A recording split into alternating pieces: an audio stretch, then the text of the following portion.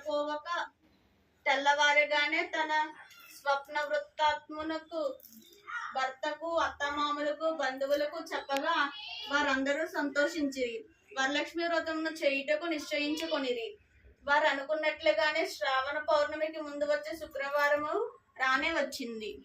ఆనాడు చారుమతితో సహా స్త్రీలందరూ పవిత్ర స్నానము ఆచరించి పరిశుద్ధులై నూతన వస్త్రమును ధరించి నిష్కలమృద్ధులై లేత మరియాకులతోనూ కొత్త బియ్యంతోనూ పూర్ణ కుంభములందు భక్తి ప్రపత్తులతో వరలక్ష్మీదేవిని ఆవాహయము చేశారు. షోడోపచార పూజలు గావించారు. శాస్త్రోక్తముగా శ్లోకాలను పఠించారు.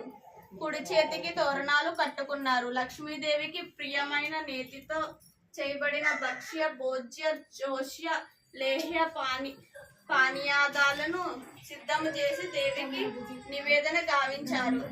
అటు పిమ్మట ద్వాదశ భక్షములతోనూ దక్షిణ తాంబూలతో ఒక పవిత్ర బ్రాహ్మణ్ణి సంతృప్తిని గావించారు. బ్రాహ్మణుని